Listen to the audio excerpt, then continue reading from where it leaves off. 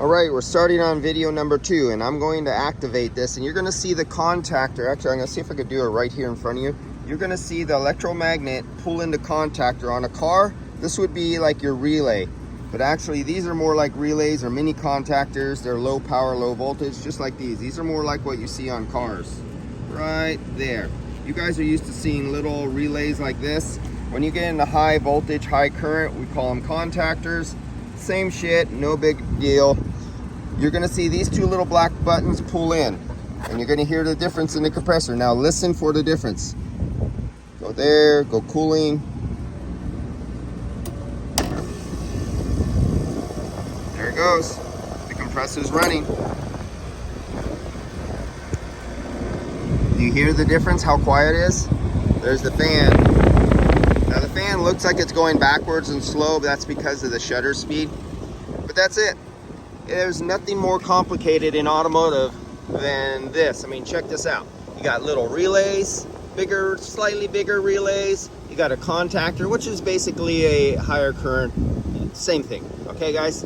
Here we got, this one is activated by 24 volts.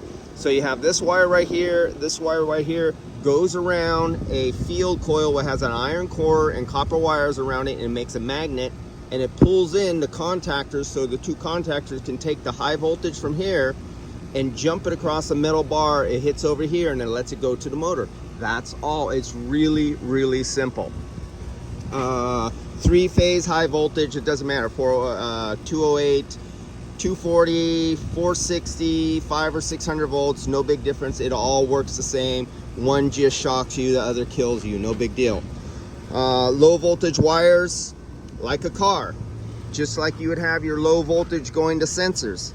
You have a 3-way sensor, you have like a 5-volt range. This is not 5 volt, this is all 24 volts. So you have a yellow wire, this is going to engage for cooling. We have the orange wire right here that goes to a reversing valve that is located right up inside here.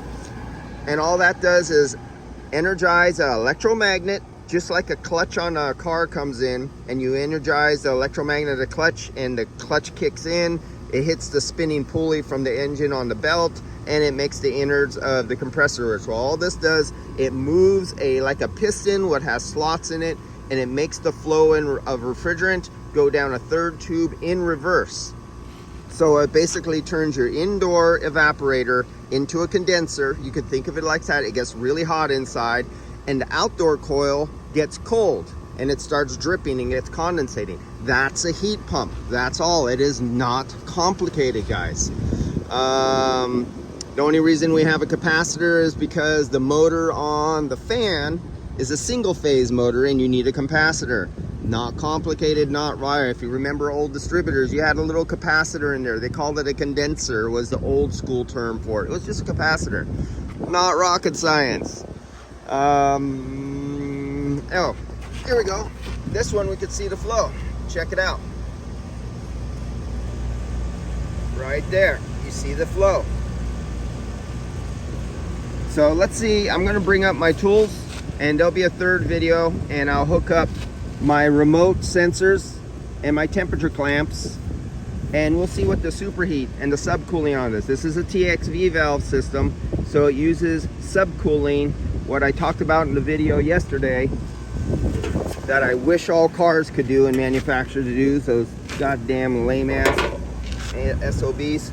But basically we're going to be using this chart right here to pick out what our superheat, our subcooling in this, because it's an expansion. We're going to pick this out, and we're going to see where our subcooling is, and we're going to find out by the looks of this, the subcooling is going to be really low.